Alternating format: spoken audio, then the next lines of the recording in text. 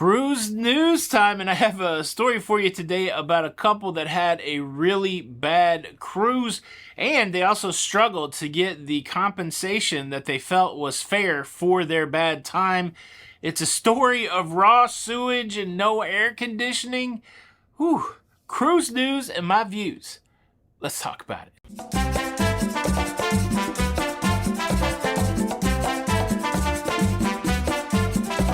Hey, what's up, everybody? Welcome to La Lida Loca.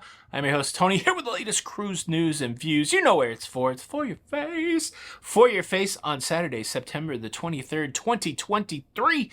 And I just got back from a fun day in St. John, New Brunswick.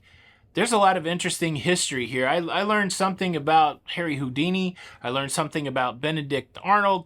Look, this is an interesting town, and I'll have a lot to share with you. Got another magnet for the wall. The count is 4. There's 3 more port days here in Canada before we get our one and only sea day of this cruise.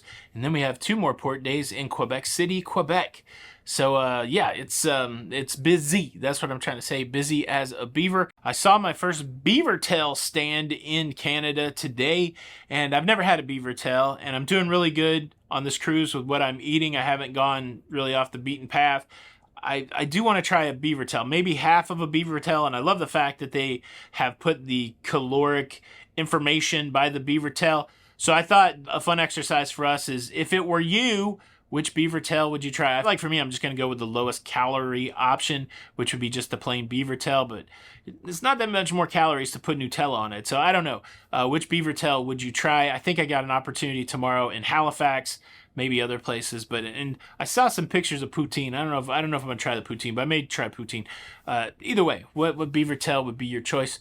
You can leave a comment below. I want to update the update to yesterday's show because there still seems to be a lot of confusion about the Passenger Vessel Services Act. In order to not fall under the regulations of the Passenger Vessel Services Act, cruise ships need to be built in the United States, and the Pride of America was mostly built in the United States. Secondly, it needs to fly a U.S. flag. If you notice, most cruise ships do not fly a U.S. flag. The Pride of America flies a U.S. flag. It has to be American staffed. Now, I don't know if it has to be 100%. I don't think that the Pride of America is 100% American staff, but there is some number that they have to meet, and the Pride of America does have to meet that. So it's flagged, it's staffed, and it's built. And that's how a ship becomes exempt from the Passenger Vessel Services Act. But like I said yesterday, most of the big cruise ships that sail for the major cruise lines are subject to the regulations of the Passenger Vessel Services Act, which means if a foreign flagged vessel is going to do a cruise that leaves a U.S. port and returns to a U.S. port, there has to be a foreign stop on that itinerary. And so that's why you see cruises from Alaska to Hawaii, including a Mexican cruise stop. That's why you see cruises from Seattle to Alaska and back, including a Canadian cruise stop. And the rules on whether or not you need a passport or whether or not you can do a closed-looped birth certificate cruise vary by cruise ports. But for the most part, closed-loop travel where it leaves one U.S. port and returns to the same U.S. port, you can do that with a birth certificate. And all of these things, whatever cruise that you're going on, make sure you check with your cruise provider to see what documentation they need for you to travel. And then beyond that, check with any foreign countries that you're going to understand what documentation you may need for those foreign countries. Hopefully that makes sense. Took the hop-on, hop-off bus around St. John, saw some really incredible things, including the reverse rapids. But I do want to show you this. Had a real colorful tour conductor on the first hop-on, hop-off bus that we were on. And she told us a story as we passed this theater. She said that Houdini was just a mediocre performer, that he was struggling. She said specifically they did a show for patients at the local insane asylum, and that during that show, he saw a patient in the front row in a straitjacket, and he was unfamiliar with what a straitjacket was.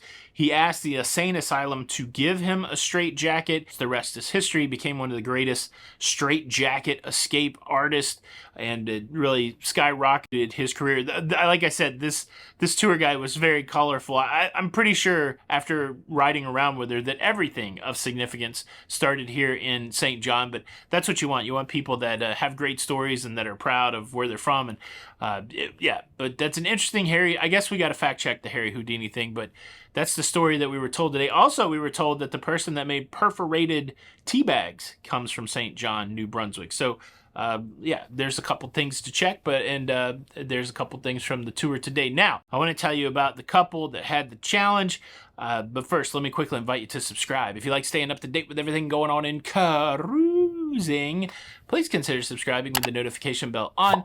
That way you don't miss out on any of these episodes. Thank you in advance. Here's the story. There was a gentleman named Angus Urquhart who booked a 12-day Italian cruise for him and his wife on the Holland America line Oosterdam that happened earlier this summer. Now, he describes the cruise as the cruise from hell. As soon as he got on the cruise ship, he noticed that his let me color the story up a little more. He paid for an upgrade and he ended up in a suite cabin. So this is all happening to somebody living the suite life. Paid $9,600 for this cruise. And as soon as he boarded the cruise, he noticed that the bathroom in the suite, that the throne kept filling up with raw sewage multiple times throughout the day.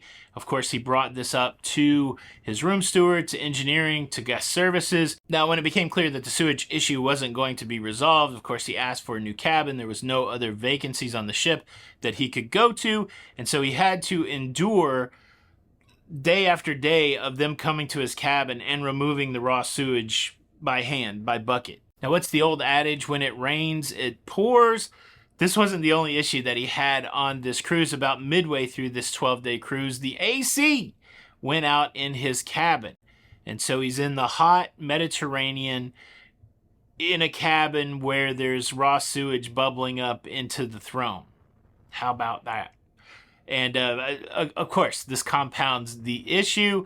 He said he spent countless hours working with people on board trying to get some sort of resolution.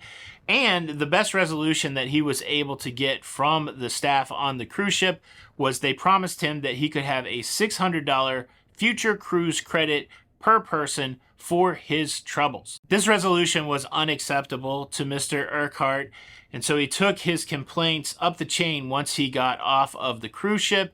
He interacted with Holland America Guest Services remotely, and through a resolution process, they came back and they offered him $1,000 per person in future cruise credit. And well, Mr. Urquhart said, yeah, that's not acceptable either. It was future cruise credit that would expire, and he felt like that he should get 50% back of his $9,600, and he was okay to take it in future cruise credit. He just didn't want it to be in expiring future cruise credit. Now, where I saw this story was on the website Elliott Advocacy. They often talk about cruise issues that they help people work through, and they have a whole process for resolution for self-advocacy, and apparently Mr. Urquhart was familiar with it because he's essentially walking through their steps of self-advocacy. He advocated for himself on the cruise ship. He came back and he followed the process for resolution when he got off of the cruise ship, and then when he was unhappy with that resolution, he took it up the chain with the executive leadership of the cruise line, and apparently that taking it up the chain is what worked. What he was offered after he had reached one of the vice presidents there was $2,000 per person in future cruise credit, and he also got a free suite upgrade on his next cruise. And for him, that seemed appropriate. $4,000 total in future cruise credit that he could use to book another cruise, and a free suite upgrade. And he did all of that on his own. This was the point of the Elliott Advocacy article, is to say that sometimes you need an advocacy group to advocate for you, but sometimes you can follow these simple steps of resolution and get the result that you need. I think for our purposes, the question that might be fun to chew on in the comments is $4,000 enough? If you had to spend 12 nights in a cabin where sewage was constantly bubbling up from the commode, and halfway through your air conditioning went out, Do you think that was a reasonable expectation to get half in future cruise credit and then this sweet upgrade? Or would you be looking for something else? Boom, that's your cruise news. Sure hope you enjoyed the show. You can show your support for the show by hitting the like button. This is Tony for La Lido Loca, and until the next time, we'll see you on the Lido. Bye.